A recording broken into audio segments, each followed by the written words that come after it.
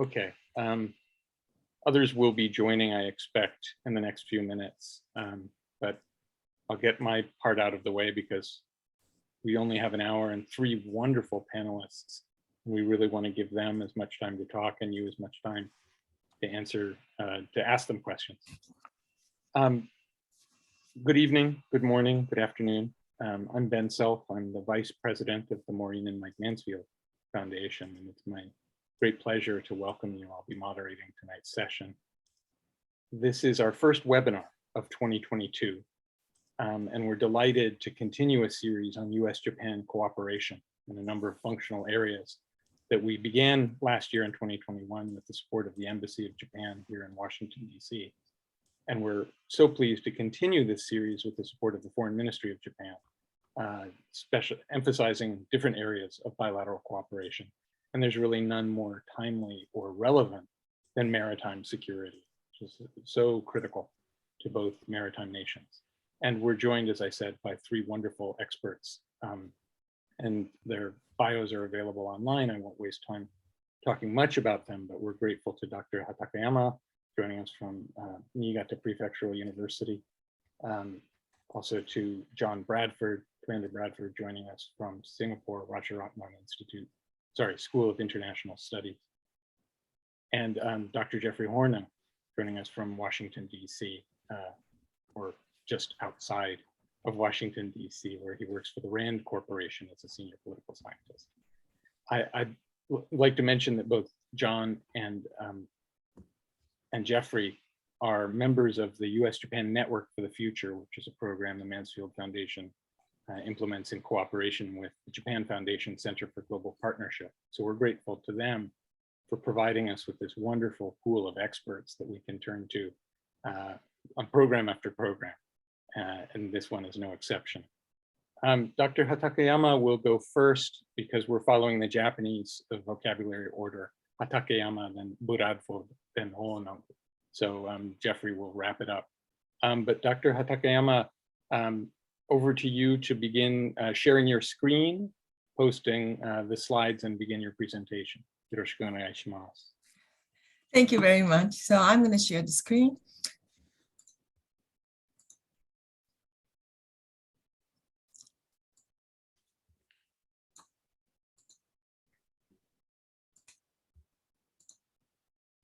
So thank you very much for inviting me today.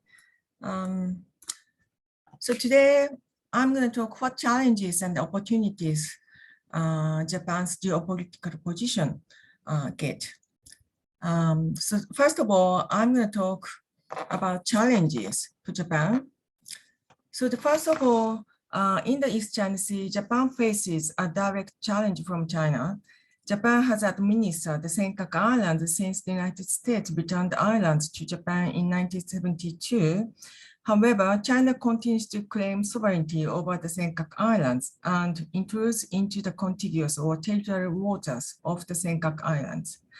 Chinese intrusions have increased dramatically since 2012, when the Japanese government nationalized the Senkakus. Last year, for example, intrusions by the Chinese Coast Guard vessels took place no fewer than 330 times. Responding to almost daily Chinese intrusions, Japan Coast Guard patrols the area around the clock. So far, the Japanese Coast Guard has prevented China from seizing the islands, but a serious contingency between Japan and China may occur at any time. Moreover, China's adoption of the 2021 Coast Guard law, which allows its Coast Guard to use force against foreign ships, poses a serious challenge to Japan. Second, although Japan is not a claimant to the South China Sea, China's assertive behavior presents Japan with challenges.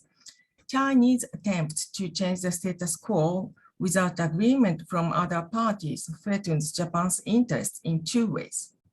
First, China's appetite for controlling the entire sea encircled by the 9-dashed line is worrying, because securing sea lane is vital to Japan's survival, which depends on maritime trade.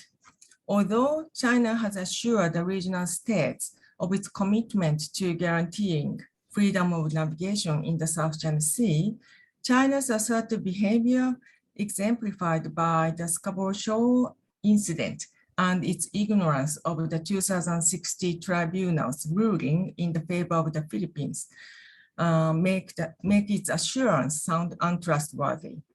Clearly, erosion of freedom of navigation and the rule of law in the maritime domain harm Japan's interest.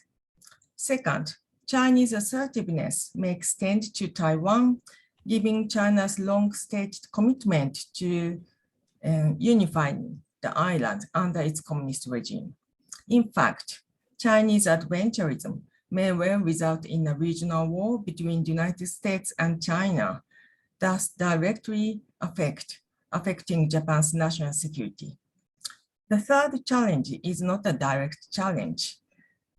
Even though Japan is critical of Chinese assertive behavior, it is not easy for Japan to adopt a harsh attitude towards China because China is now Japan's largest trading partner.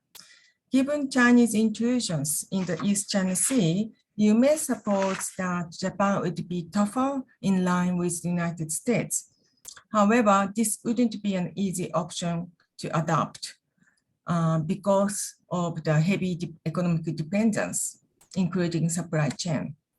For example, in 2017, more than 320,000 Japanese companies had offices in China compared to only 8,600 in the United States.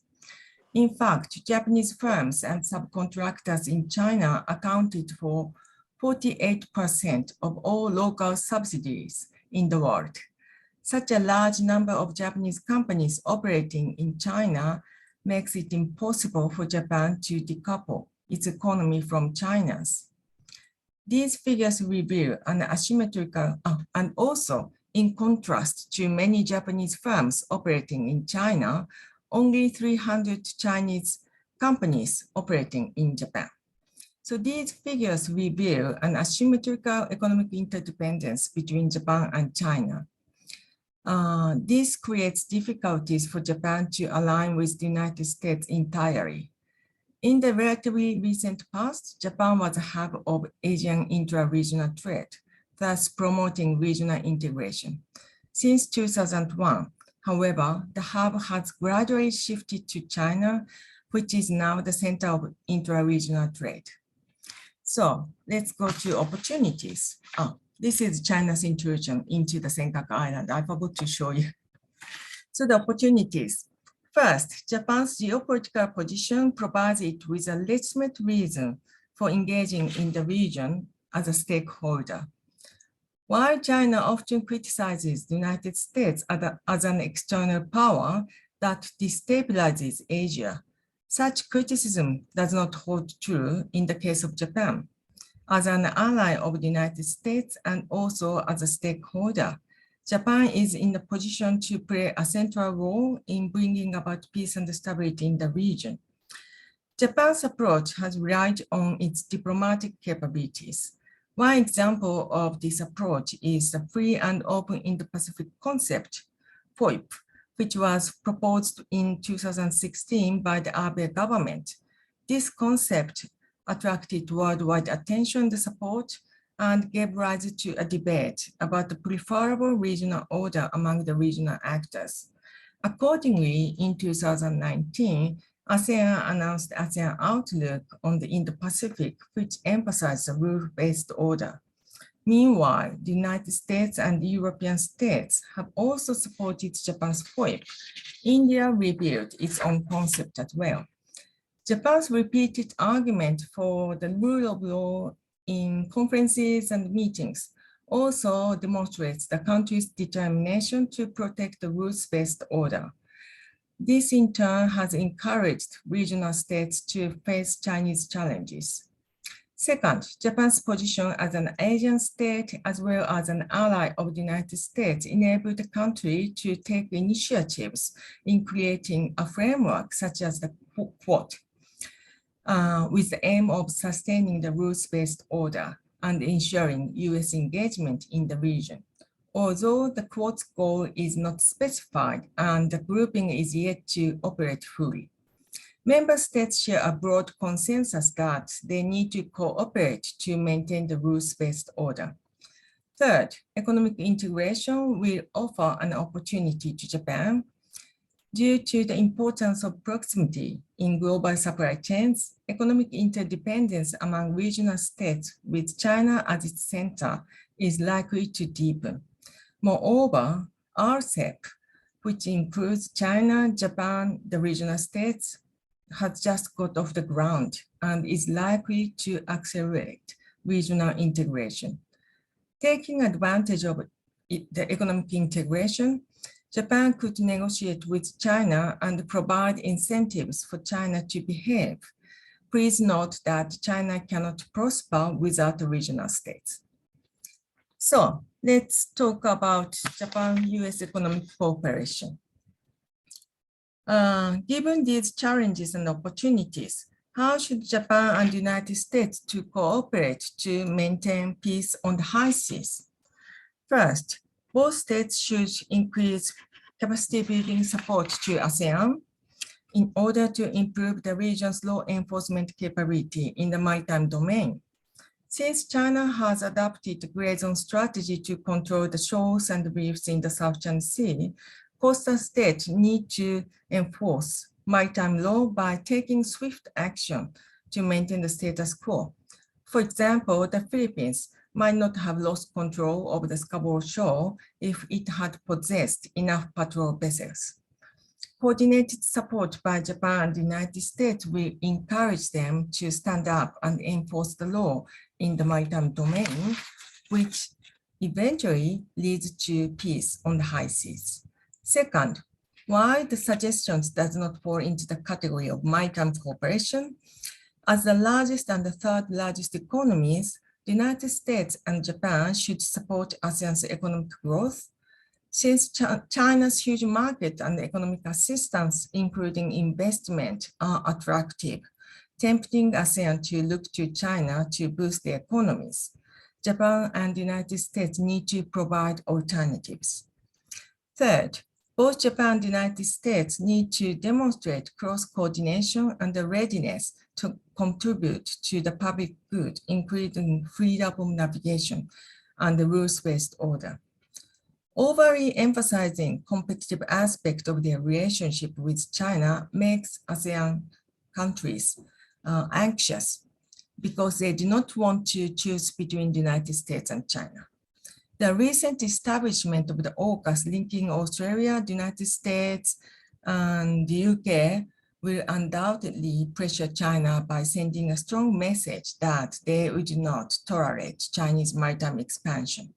However, rather than stepping up the confrontational tone, sending a message that both Japan and the United States are keen to contribute to maintaining a public good, such as the rule of law, is likely to draw more attention and also support from other countries, including Europe. The reason I suggest the aforementioned cooperation is that Japan and the United States need to win support from as many other countries as possible. Because China is challenging the current regional order, simply confronting it militarily and aiming to contain its ambitions is not advisable. We do not live in the Cold War era. Interdependence among the countries has been deepening globally. Therefore, the United States and Japan need to reframe a complex competition that includes various areas as well as actors as a process for creating a common understanding. Lastly, I cannot exaggerate the importance of US presence in the region to balance China's military presence. Although it is unlikely that Japan will officially join the US Freedom of Navigation operation, frequent joint exercises between Japan and the United States will demonstrate both countries' firm determination to sustain the regional order. The combination of military presence with soft approach will be effective. Thank you very much for listening. Thank you, Hatakeyama Sensei. Very wonderful presentation to start us off. Already stimulating several questions, but we'll turn now to John Bradford, Commander Bradford from Singapore. Please go ahead and share your screen. Thank you, John.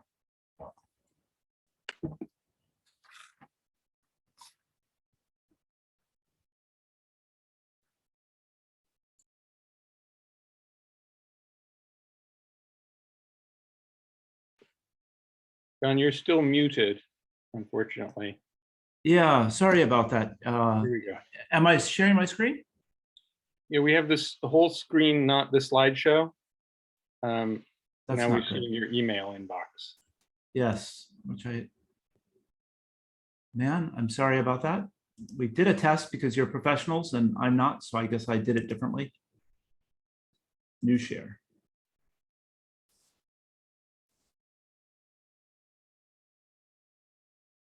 There it is.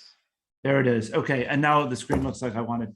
Well, if you saw my screensaver, you also saw a lovely picture of the 7th Fleet flagship USS Blue Ridge sitting in Port Singapore alongside the Japanese helicopter destroyer Kaga.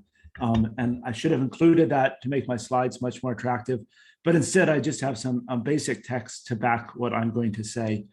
What I wanted to talk about today is the US-Japan alliance and how it's providing new services and new capabilities for maritime security throughout the region.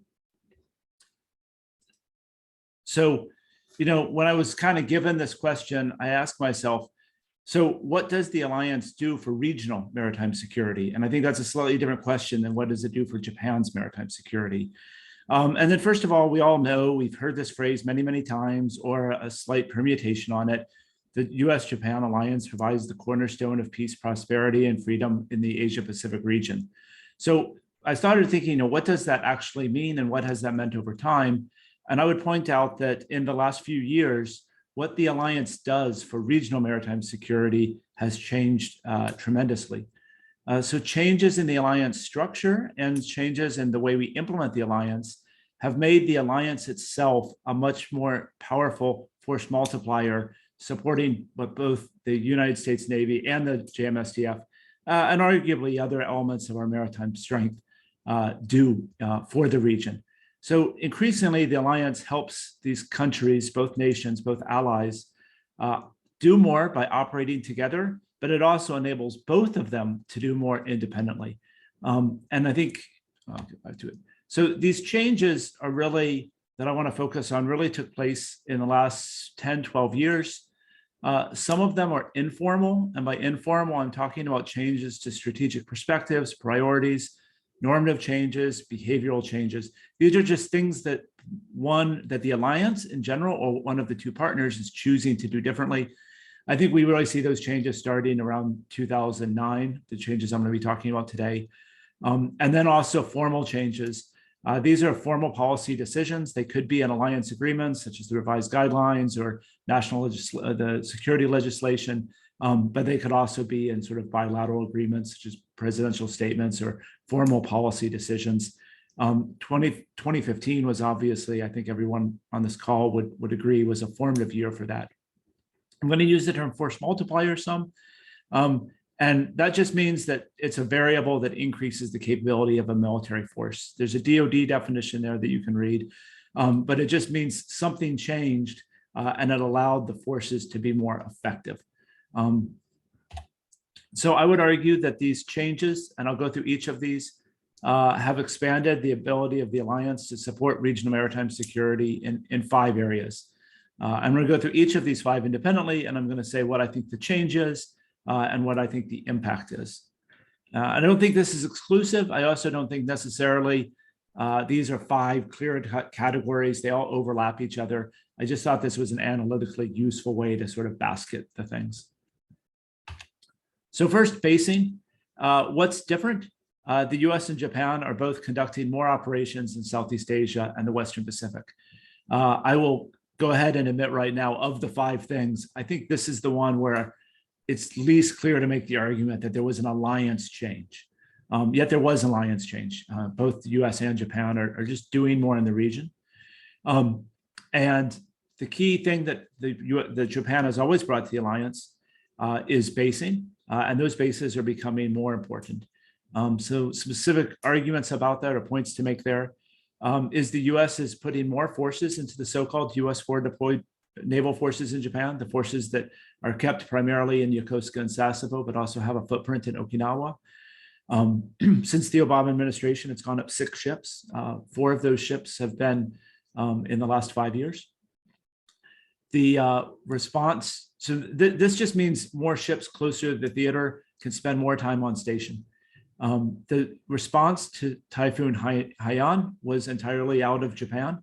And this is important, we'll talk about it in a second, but it's really important because it's the first real large-scale overseas operation conducted by the US and Japan together. It was not clearly combined, but it was clearly very, very tightly coordinated.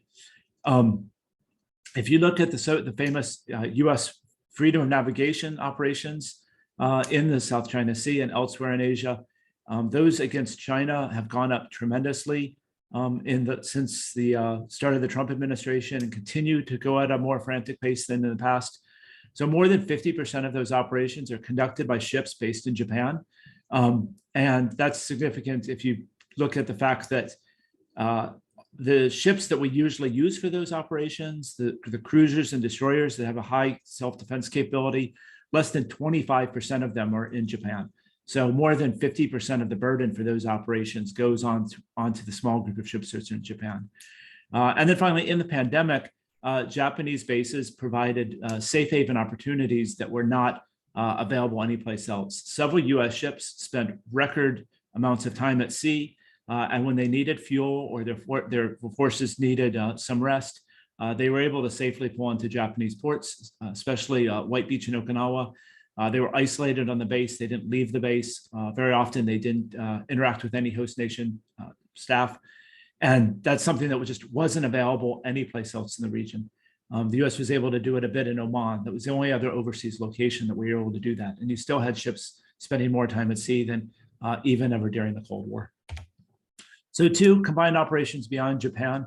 I think the changes here is that Japan really seriously started deploying to Southeast Asia and elsewhere since Prime Minister Hatakeyama's period, and then collective self-defense and other changes associated with the 2015 revisions. So I already mentioned the joint operations with Haiyan. Those would not have been imaginable 20 years ago. But I'd also point out that South China Sea exercises and other military exercises beyond the waters right around Japan are no longer hypothetical. 10 years ago, they would primarily be a diplomatic statement. But now they're really about developing warfighting capability, combat capability in those overseas spaces. 3, networking partnerships and facilitating accesses. What's changed here is Japan is making deployments to the Indo-Pacific, and it's working robustly on building its naval relationships. It's done this for many years in the civilian sector and the Coast Guard sector. It's really only since around 2010 that it's been doing this with the JMSDF and the JDA. So we work together, interestingly, to open doors for each other and lower transaction costs. So if the United States or Japan wants to do something with a third-party country, they can do it together, and they can diplomatically help each other, or they can even reduce other associated costs, whether that be bringing equipment in or figuring out how to get supplies locally, et cetera. The best examples of this is the US has been bringing Japan in to what have been previously US bilateral exercises. We can see this in the Philippines, especially also in Thailand and Australia. But conversely, Japan is also playing a role. Japan is providing Pathfinder services, for example, in Vietnam. If you take a look at Vietnam, pretty much everything the United States has done in terms of a military force deployment to Vietnam, a ship visit or something like that, the Vietnamese have hosted Japan first. And that's provided Vietnam with 2 useful things. One is experience, and then also it likes to go through a sequence where it brings in, does something with an ASEAN partner, then it does it with Japan, then it does it with the US or China, and then it does it with either the US or China, whichever one hasn't gone first. So in this way, Japan's role in socializing and building relationships is very important. And I think that could be important in the future if the United States ever gets in a position to build or rebuild relationships with other Southeast Asian states that it does not currently enjoy a relationship. So for coordination with extra-regional partners, this has mostly been informal so far, just a matter of Japanese increasing desire to coordinate with people, with nations beyond East Asia. But Japan is increasingly completing logistics and access arrangements with other countries. The RAA with Australia that was just signed comes to mind, and that's making a big difference. So as a force multiplier, I have argued elsewhere that Japan is now the leading cooperative maritime power in the Western Pacific, and it's using that conveying power very much to assist the United States. The US and Japan together host the UN Security Council Enforcement Coordination Center, and that brings together like-minded maritime powers from around the world.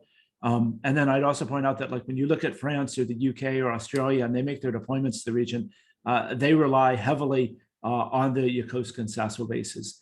Depending on the country that's coming, very often they rely heavily on the US bases, which are provided by Japan via the alliance. And again, that's something very different. You started seeing Australia coming up around 10 years ago, and now you see tons of Europeans. The most clear example would have been the carrier deployment by the UK this year. And then 5, and finally, cooperative capacity building. This dovetails nicely with what Hatakeyama Sensei was talking about a second ago. In the last 10 years, Japan has gotten into the capacity building business for militaries. It's been doing that for civilian sectors for decades. And there's been opportunities for the US and Japan to work together to be more efficient, to create synergies. And there's a lot of examples of this. I'll give you 3. One is in the Philippines, and this would be more of the synergy effect. Japan has provided unarmed ships to the Philippines, and then the Philippines has gotten the weapons for those ships from the United States. One that's more of an efficiency matter is the Philippines is building up its radar surveillance capability and the ability to integrate that radar data into information networks. The famous radar kits are top shelf gear coming from Japan, but the integration work is being coordinated to a great extent with American technology and assistance. And then finally, just give another example, in Vietnam, dive medicine, the JMSDF created a robust dive medicine training program, capacity building program with Vietnam. And once that was going on a steady foundation, the United States was quietly asked to join. There wasn't a major press release about it, but if you look at each year's press releases, you suddenly see American uniforms in the background after the first 2 or 3 years. And I'm sure I went well over my 10 minutes, so I'm going to stop right there without any concluding remarks, because I'd prefer to have Q&A and hear from Jeffrey than hear myself for another 2 minutes. Well, I'd love to hear you for another 2 minutes, but I'm also eagerly anticipating Dr. Hornung's remarks. Thank you, Jeffrey, for finding time to join us, and over to you. Yeah, thanks, Ben. Thanks for hosting this wonderful event and inviting me and John and Kyoko as well. This is really a wonderful opportunity to talk about some really interesting topics here.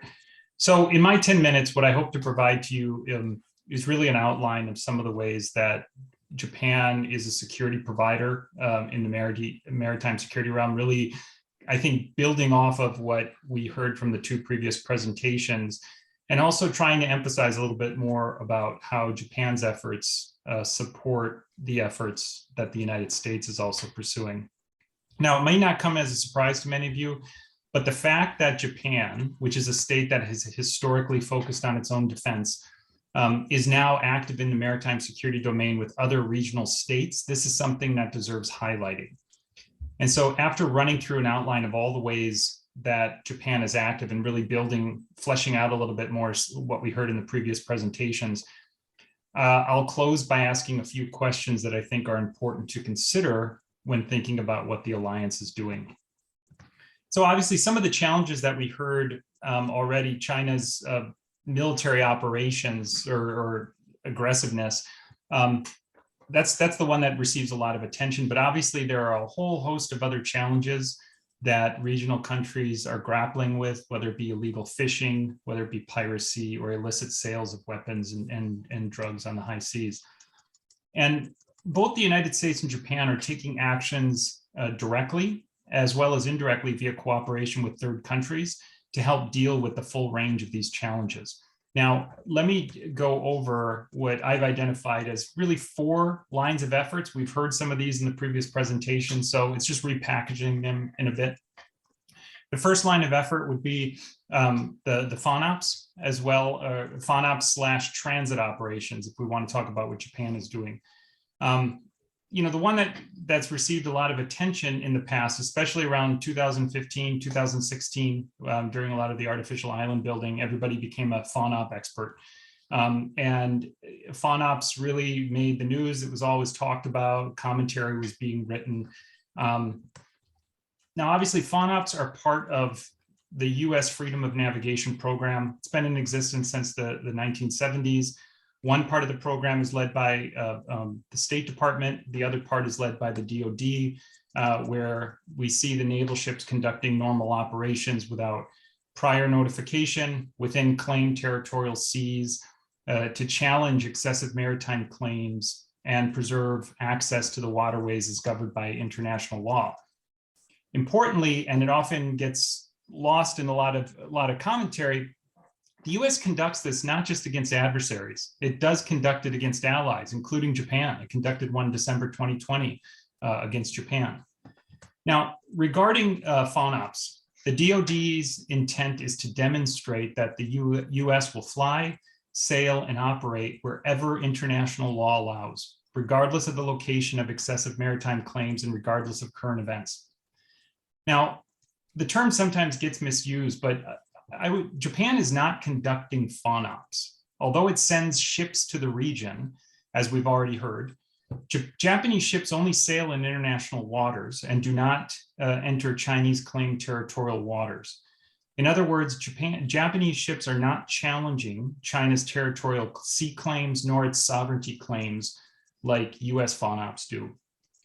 Instead, what we're seeing, people have called it Japanese transit operations, where you see Japan sending its maritime self-defense force ships to places like the South China Sea. They conduct various exercises and port calls with regional states, and they're actively transiting throughout the region. Naval ships from Japan, as I think John also mentioned, you see ships from Japan and the United States conducting exercises. For instance, the first ever anti-submarine warfare exercise in the South China Sea. So while it's not a FONOP, though, it's still important because Japanese activities signal political disagreement with Chinese behavior, demonstrates support for regional countries, and help support freedom of navigation. After all, the more ships by allies and partners that are transiting the region, making port calls, doing activities together, the more China can see that its neighbors share similar friends who share similar concerns about Chinese behavior. So the second line of effort that's being conducted, we can bucket it or call it legal / diplomatic. Although the fact that US has not ratified UNCLOS, and that still garners a lot of attention, US behavior follows the customary norms that are codified in UNCLOS. Importantly, the US and Japan are engaged in various legal and diplomatic initiatives that promote maritime security, much in alignment with the principles of UNCLOS. Now, arguably, the biggest initiative is the Allies' stated strategic goal of preserving the international rules-based order, which is really baked into Japan's FOIP vision that was later adopted by the United States.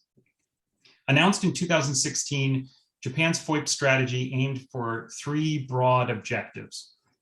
This includes, first, the promotion and establishment of rule of law, freedom of navigation, and free trade. Second, pursuit of economic prosperity. And third, the commitment for peace and stability. Included in that is capacity building, HADR. Now, under FOIP, Japan has actively promoted capacity building, joint training, and infrastructure development with countries throughout the region, Southeast Asia, South Asia, Oceania, and Africa. And included in this is a lot of maritime domain awareness support. Now, much of this is directed at similar countries that the United States is also focusing its efforts. but without deeper research, it's really difficult to identify redundancies or gaps that result from their efforts. Now, what I would say one of the most visible achievements that flowed from FOIP was Abe's efforts to reestablish the Quad. Now, despite a rocky history prior to 2010, Abe tried to revive the idea of the Quad in 2012 when he wrote the article about the security diamond of the 4 maritime powers, proposing this strategy where the 4 countries would form a diamond to safeguard the maritime commons. Now, Abe's idea, it took time to percolate, but his intellectual muscle tissue that he built around this eventually paid off when in 2017, officials from the Quad met to consult on issues of cooperation and common interest in the Indo-Pacific region. And as we all know, the Quad has since become a consultative mechanism for these 4 states to discuss regional issues, including maritime issues. And then finally, to close out this line of effort about legal or diplomatic efforts, let me highlight some Japanese initiatives that don't always receive a lot of attention, but demonstrate Japan's ongoing commitment to maritime security. For example, it's often forgotten, but as part of Japan's effort to curtail piracy in the South and Southeast Asia, it initiated and funded the Singapore-based Recap Information Sharing Center to provide timely information on threats and to support capacity building efforts to stamp out piracy. To focus its efforts with ASEAN, it released the Vientiane Vision in 2016 to act as a guiding principle for Japan's defense cooperation, with a heavy maritime security flavor baked into that. And much of the things that I'll refer to just right below this, it's really you're going to see capacity building, training, technology transfers. It really falls under this when it comes to ASEAN. Similarly, Japan has actively promoted the importance of UNCLOS with regional states. If you look at, how Gaimisho on their website, they'll put talking points with between the foreign minister and his counterpart, or his or her counterpart, as well as the prime minister with his counterpart. And if you look at official joint statements as well as those talking points, since about the time of the Senkaku fishing trawler ramming back in 2010, if you look at that as a dividing line, after that, Japan has consistently raised the importance of UNCLOS and the principles and laws enshrined in it with regional counterparts. Prior to that, you don't see it show up much at all in any of those comments or statements. Importantly, the Vientiane Vision includes a focus on Japan sharing its understanding and experience regarding international law, especially in the field of maritime security. And then finally, a few months ago, defense ministers from Japan and the Pacific Islands met in an online meeting called the Japan Pacific Islands Defense Dialogue to confirm cooperation in the field of maritime security. So these are a number of initiatives that Japan is taking on itself, but they don't get a lot of the publicity that other initiatives take, but yet they are still very important. The third line of effort, John went over this briefly, comes down to the joint exercises and the training.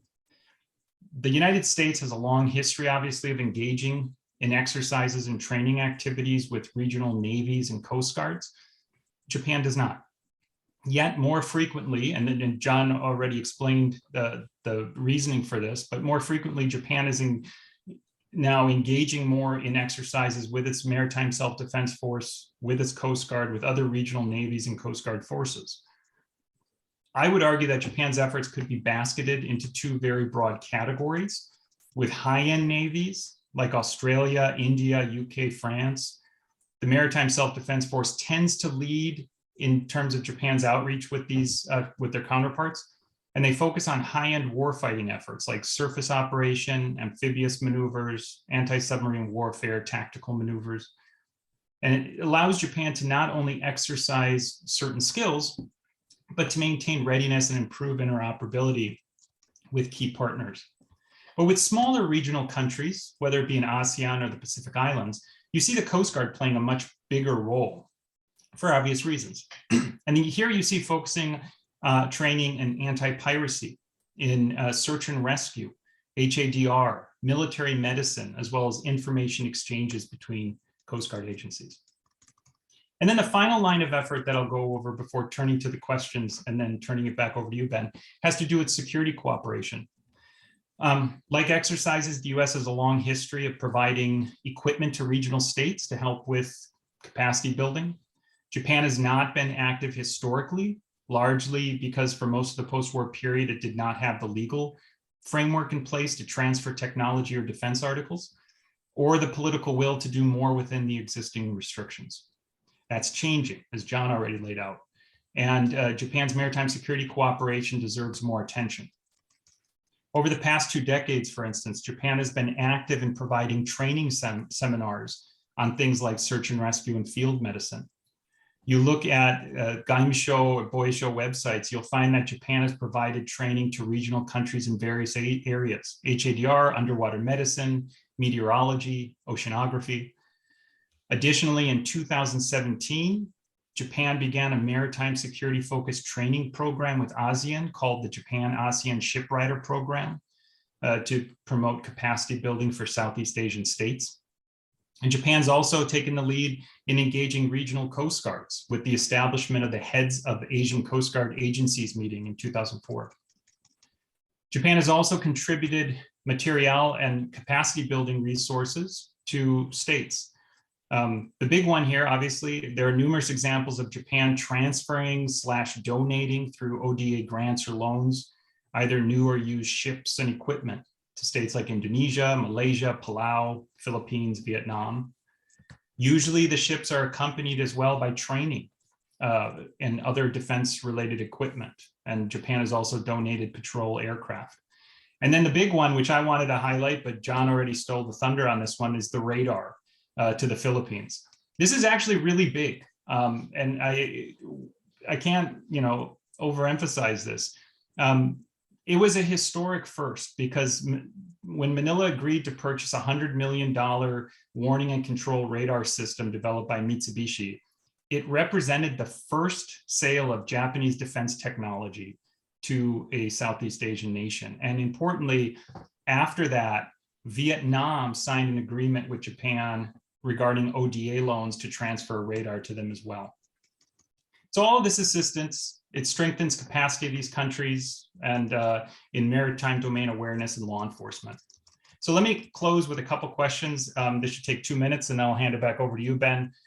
One question is, Japan's active in a host of activities, so is the United States. But how well are they actually synchronizing and or deconflicting their efforts? Because there's going to be either redundancies or critical gaps that need filling. And so the question is, what extent are they discussing or coordinating their activities so that they can be most efficient? Along the same line, and second question, to what extent is Japan's cooperation with regional countries driven by convergent strategic interests versus just simply practical needs? In other words, I think there could be a convergence on preserving safety of trade routes or countering piracy, but to what extent are regional countries in sync with Japan in countering China versus finding a willing partner to obtain critical training or defense articles? Third, historically, Japan's maritime security cooperation has largely focused on its civilian agencies, whether that be the Coast Guard, JICA, or even private organizations like Nippon Foundation.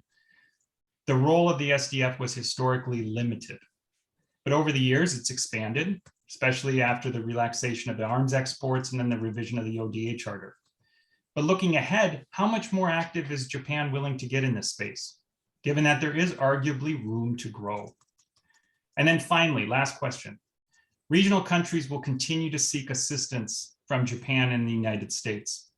This is going to happen at the same time that the United States is tackling a resurgent Russia, a growing threat from China, and Japan is seeking to strengthen its own capabilities. Resources are not infinite. And so to meet these demands, to what extent is the alliance coordinating their efforts with other key allies and partners, such as Australia and increasingly European countries that want to get more involved? With that, I'll stop. Thank you. Thank you, Jeffrey. Another tour de force. I'm sorry that I put John before you and let him steal your thunder, but you had plenty of thunder left in an amazing presentation. All three were really excellent. And I'm So pleased that we've started off 2022 with such a wonderful panel. We had 3 questions come in by email before the event, and they get priority. Then we have 7 more questions in the Q&A. Jeffrey, I don't think we'll get to your 4. We'll run out of time because we only have 15 minutes left. But the first question that we received by email had to do with stretching beyond the inside the first island chain, and the challenge that China's PLA Navy capabilities now reach out into the Pacific and even in the Indian Ocean. So the true blue water Navy, how can the US and Japan strengthen their capacities to preserve the free and open Indo-Pacific more broadly beyond the East China Sea and South China Sea?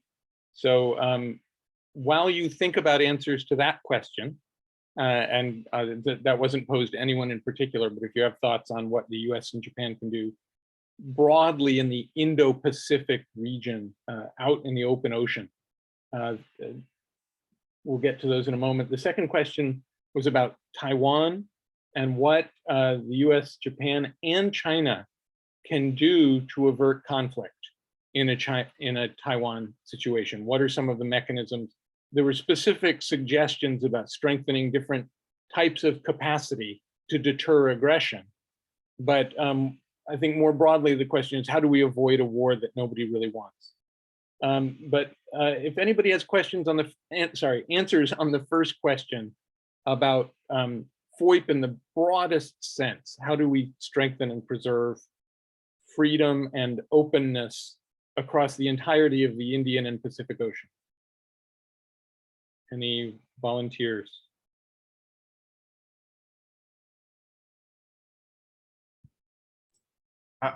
For once, I can be brief. I think that there's 2 sides of this. One is the sort of hard military power. I think that the United States and Japan are moving in the right direction.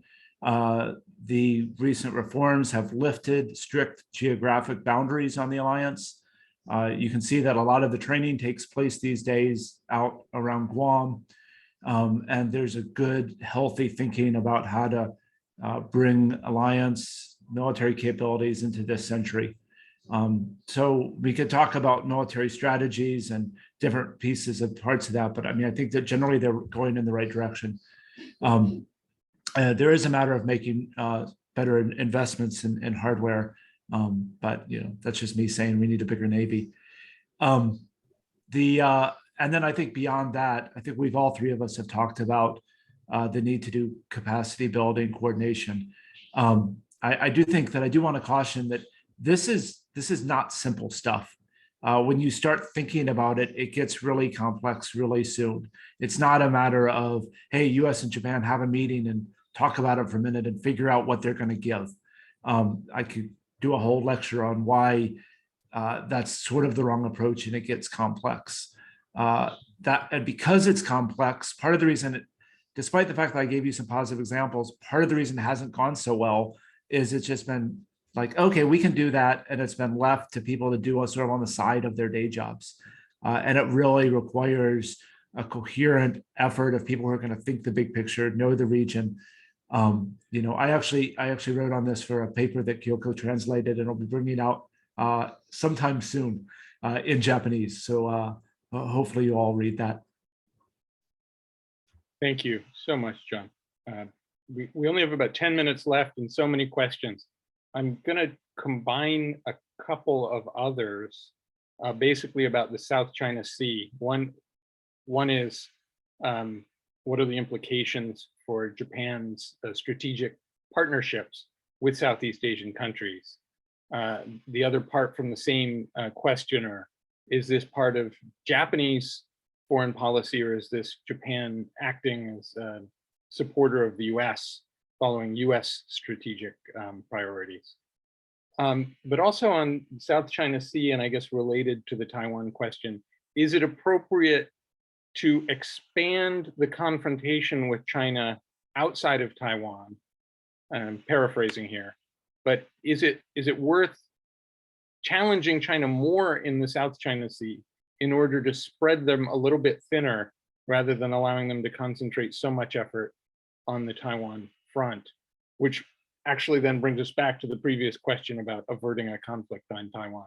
So any thoughts any of the three of you have about either of those, the Taiwan question or the Taiwan plus South China Sea questions? Jeffrey, please go ahead. Yeah, I would just offer briefly, like, obviously to avert conflict in Taiwan, I mean, there's different schools of thought out there. One would be more communication and hotlines to avoid miscalculations. But from an alliance standpoint, you know, I wrote about this recently for War on the Rocks, but the alliance can just work on the basics to be better prepared. You know, instead of bean counting and thinking that we need X amount of ships or X amount of airplanes or missiles, there's a lot of basic things, whether that be procedures, whether that be, you know, munitions in the right spot. There's a lot of things that need to be done at a very basic level that the alliance can do, should do, to prepare itself. And the more prepared it is, it has a better deterrent effect, or hopefully. In regards to your question, though, about expanding conflict, I mean, you're getting into questions about horizontal escalation here, and whether if we go into another arena, would that deter China in Taiwan? You know, I guess the United States and Japan have a vital interest into demonstrating freedom of navigation no matter what, and challenging China's excessive claims. I would say that that's not confronting China, that's just taking it to task for not abiding by international rules and norms. But if you go beyond that, then I think you're starting to get into questions of horizontal escalation, and there could be a time and a place in a broader conflict that those would become relevant. Hatakeyama sensei. Can I go ahead? I think actually nobody wants to confront China, given China's economic opportunities. However, as Jeffrey said, if that goes beyond and China ignores the rule of law, we have to do something and say something to China. So about Taiwan issue, so China wants to annex Taiwan, and then China actually sees how we respond. And so, for example, in the South China Sea, if we does not respond to China's adventurism or expansion, China might think, okay, we might go ahead with Taiwan, and that would send a wrong signal to Taiwan, not Taiwan, to China. So if China miscalculates that we do not do anything about Taiwan and it's okay for China to go ahead, China might annex Taiwan. So we have to keep sending a signal to China that annexation of Taiwan costs a lot for China, and that damages the reputation of China, and China might get isolated economically and also internationally. And if China gets isolated economically and the Chinese economy actually, go bad, that would affect domestic stability and then would lead to the collapse of the communist regime. That is a worst scenario that communist regime wants to avoid. So what we can do is to keep sending a strong signal to China that we will not accept Taiwan's annexation by military force. So that is what I think. Thank you very much. This is wonderful, and I wish we had more time. We're down to only 5 minutes left. I've done a poor job moderating because we've got too many questions to possibly answer. I'm going to list some remaining questions and turn to each of you for closing remarks where you can answer whichever of those you feel inclined to do. So we'll come back around to all three of you one more time. And I beg you to be brief. But we have a question, what about Russia? Is Russia a useful tool in the Pacific context, Indo-Pacific context, or is its confrontation in Ukraine and Europe make it persona non grata? We had another question about environmental security overlapping with maritime security. a question by email about preservation of the dugong and other environmental species, and the role of maritime security efforts in terms of protecting environmental security as well. Maybe if anybody has thoughts on that. Sato-san, Sato Yoichi-san has like 4 questions here, but some are just responses to your comments, and I hope you'll answer his thoughts. One is about economic interdependence between Japan and China, and the asymmetry. You mentioned the asymmetry of investment, where Japanese businesses are active in China, but China is also somehow dependent on the Japanese economy. How does the asymmetry relate to interdependence in that relationship? And how can that constrain China, I think, is the other unspoken part of that question. What about, we had a couple of questions generally about Japan's ability to leverage its strong political and social and human relationships within Asia to the advantage of the security relationship for itself and the alliance. Can Japan be more of a window for the US in the region? And I'm sorry, I don't have time to answer these, even pose these last questions, because we're really running out of time, but I'll come back in the same order we had the answer. So back to John, and then Jeffrey, and finally Kyoko to wrap us up. John, any answers among those? Yeah, sure. Let me, as the panelists sitting in Southeast Asia, let me sort of group some of the Southeast Asia and South China Sea questions together and just add something. So first of all, the Japanese policy towards maritime Southeast Asia is separate from the American one. It is in many ways more longstanding and more consistent and more broadly founded than the US one. There is some level of convergence because we have common goals and we're great friends, but those policies still are running more in parallel tracks. It is certainly wrong to characterize it as Japan following the US. From a Southeast Asian perspective, Japan is their best maritime partner. Sitting in Southeast Asian think tank meetings, they ask for Japan's help all the time, and they wish for more. And this is because Japan has had a long track record of positive diplomatic relations, infrastructure building, law enforcement capacity building, and in more recent years, the military cooperation has been, to Southeast Asians' mind, sometimes better calibrated. That's a whole nother discussion about proper calibration and perceptions. So I don't want to criticize the United States there, but they're different. To some extent, this is because they trust Japan, and Japan's done a great job of building trust. At the same time, it's also because Southeast Asia is desperately looking for third options, which are cooperation with countries other than the United States or China. And in that area, of all the third options out there, Japan is the first among equals. So therefore, I'd be happy to see Japan do more. And then I'll end on 2 notes of caution. One, if the US and Japan dovetail too closely, especially in military capacity, it may lose its status as a third option. The bad part, America comes with its own goods and bads, and the bads from America might kind of get dirty Japan's reputation or its options.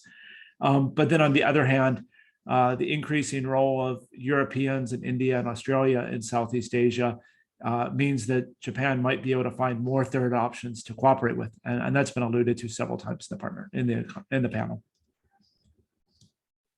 Thank you, John. Jeffrey. Yes, Briefly as you can. We're at 8 o'clock. I apologize. Yep, as quick as I can. When it comes to environmental security, this has been a big issue, especially when we think about things in Okinawa. And I would argue that environmental security is important, but if concerns over environmental security hijack our national security concerns, I think we have an issue. I think there needs to be a balance, and sometimes, environmental security arguments try to completely, water down some of the national security concerns that Tokyo and Washington may have. So I just think there needs to be a balance there. But then the last thought, quick. I don't think that instead of arguing, could Japan be more of a window to the US in the region? I think it's a partner. And it has its own strengths, not to dovetail too closely what John said, but it has its own strengths. And there are a lot of, you read a lot of commentary out right now that the US is not giving enough attention to the Pacific Islands or Southeast Asia. Japan always has. And so I think that it helps provide stability when maybe the US focus is not as consistent. I'll stop there. Thank you so much. Finally, Kyoko, please, the last word. So about in-based asymmetrical relationship.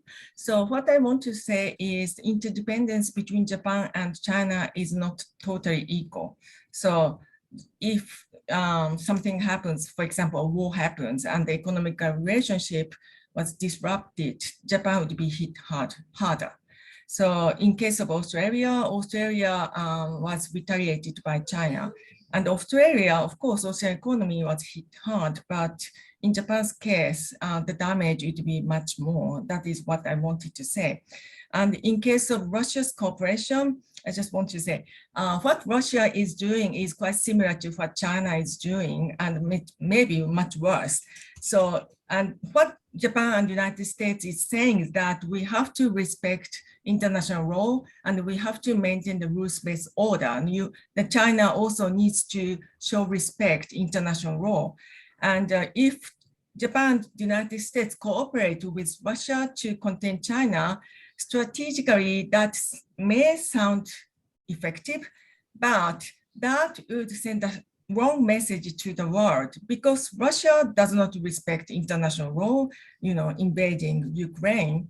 And if we allow Russia's behavior, China would, or other countries would think, oh, that is okay to, whatever you want to do, as long as you have power.